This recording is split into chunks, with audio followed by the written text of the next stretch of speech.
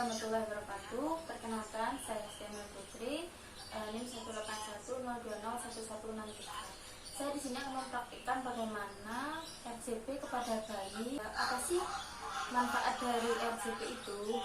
Pasti neonatus merupakan tindakan yang diberikan kepada anak untuk membantu memperlancar jalan nafas dan juga membantu pernafasan bayi adekuat. Tindakan ini diberikan apabila anak yang lahir mengalami hambatan akibat lendir atau air ketuban dari ibu.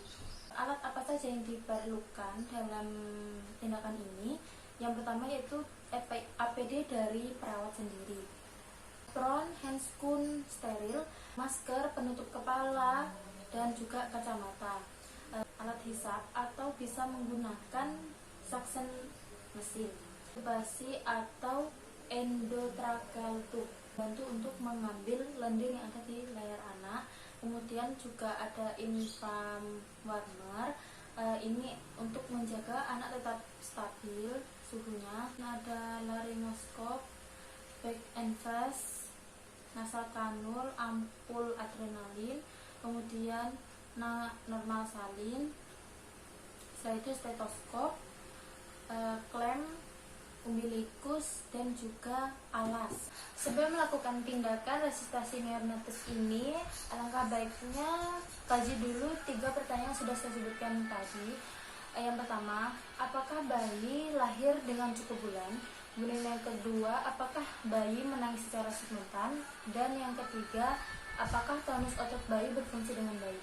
Jika ketiga pertanyaan itu terjawab ya, maka bayi dalam keadaan sehat atau baik-baik saja sehingga tidak perlu dilakukan resusitasi neonatus ini.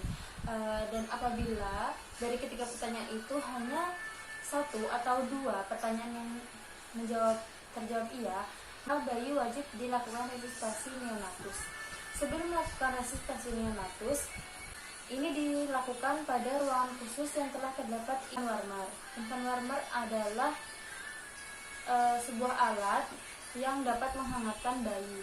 Sebelum melakukan tindakan, alangkah baiknya infant warmer sudah disiapkan dan dihidupkan dengan suhu yang mengikuti atau suhu normal bayi. Kemudian sebagai perawat, alangkah baiknya menggunakan APD yang lengkap dari ujung kepala sampai ujung kaki. Dan tentunya sebuah kesiapan. Sudah lahir dibawa ke ruangan tersebut dalam keadaan di bedong seperti ini. Bedong seperti ini tujuannya untuk menghangatkan bayi.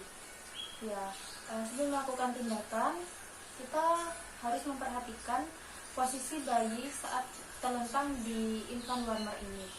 Posisikan semi ekstensi. Setelah itu posisikan leher bayi agar tidak salah dan tidak terjadi hal-hal yang fatal. Sebelum melakukan, buka bedongan ini bisa diletakkan di bawah sebagai alas dan juga bisa diletakkan di lain. Kemudian kita lihat apakah lendir itu menutupi bagian hidung, mulut maupun bagian jalan nafas di tenggorokan atau di trakea. Bisa juga memberi rangsang taktil atau memberi gilitikan pada telapak kaki bayi. Jika bayi merespon dengan baik, maka kita hanya membersihkan lendir yang ada di hidung atau mulut bayi. Apabila tidak ada respon, maka kita bisa melakukan tindakan selanjutnya. Tidak lupa juga harus mengecek frekuensi nadi pada bayi, apakah normal atau tidak. Jika kurang dari 100 kali per menit, maka harus dilakukan resusitasi secara cepat. Kita lihat apakah bayi saat bernafas. Apabila iya, kesulitan bernafas, kita bisa memberikan dengan back and face mask, atau kita seperti sungkup itu, kita pompa secara 1 kali atau per detik 1 kali selama 40 kali per menit. Kita pompa ya.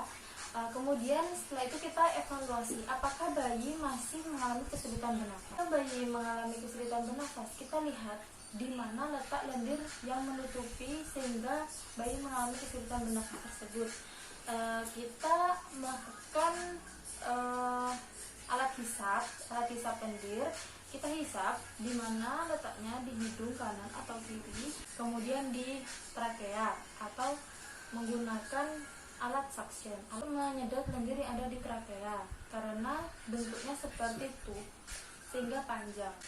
Setelah dilakukan suction tetapi kondisi bayi masih belum membaik atau heart rate-nya masih kurang dari 100, maka dilakukan seperti tadi VTP kita lakukan dengan tekanan yang lebih besar. Dengan sekarang posisinya mulut bayi dibuka, kita beri tekanan 40 kali. Setelah dilakukan dengan VTP ini bayi belum mengalami perubahan, kita alangkah baiknya kita cek dulu frekuensi nadi bayi. Jika bayi belum mengalami perubahan, kita akan memasang sebuah endotracheal tube. Sebelum memasang itu, alangkah baiknya kita lakukan dengan VTP. VTP ini dengan syarat pompa lepas sebanyak 30 detik.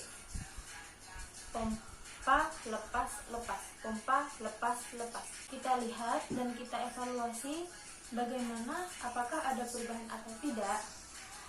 Nah, jika tidak ada perubahan, kita bisa melakukan lagi sebanyak 30 detik dengan mengkombinasikan antara pemberian VTP tadi dan kompresi dada. Seperti ini, pompa lepas, kemudian kita kompresi dengan 2 jempol secara perlahan pada bayi. 1, 2, lepas. 1, 2, lepas. Setelah itu kita lakukan VTP lagi. Lihat frekuensi nadinya atau heart rate-nya berubah atau tidak. Jika tidak, memasangkan ETT atau endotracheal tube. Pasang pada VTP. Untuk selanjutnya, apabila bayi tidak mengalami perubahan, kita bisa kombinasikan antara ETT atau endotracheal tube dan kompresi dada. Kompresi dada dilakukan 3 kali. Seperti ini, kita sudah pasang pelan-pelan. Tekan, lepas. Setelah itu kita berikan kompresi dada 3 kali. 1, 2, 3, lepas. 1, 2, 3, lepas. Kemudian lakukan VTP. Tekan, lepas hingga mencapai high rate-nya. Perlu kita tahu, saat melakukan kompresi dada 3 kali, rekan kita harus tetap melakukan VTP dengan tekanan yang sama seperti tadi. Kemudian evaluasi apakah frekuensi nadi, kemudian apa high rate-nya masih kurang dari 100. Apabila masih, tetap VTP tetap dipompa. Kemudian apabila belum berhasil, maka harus dilakukan dengan medikasi. Medikasi ini menggunakan 1 ampul adrenalin dan dicampur dengan normal salin hingga 10 cc. Untuk bayi diberikan antara 0,3 sampai 0,9 ml per kilogram. Jika bayinya ini berat badannya 3 kg, maka harus diberikan antara tadi itu 0,3 sampai 0,9 ml melalui endotracheal tube atau bisa dengan umbilikus. Setelah beberapa saat dilakukan medikasi, kita mencoba untuk melakukan kompresi dada sebanyak 3 kali. Tetap dilakukan VTP dengan tekanan yang normal. Jangan diberi tekanan yang lebih berat lagi. Jika sudah, kita lihat respon pada anak.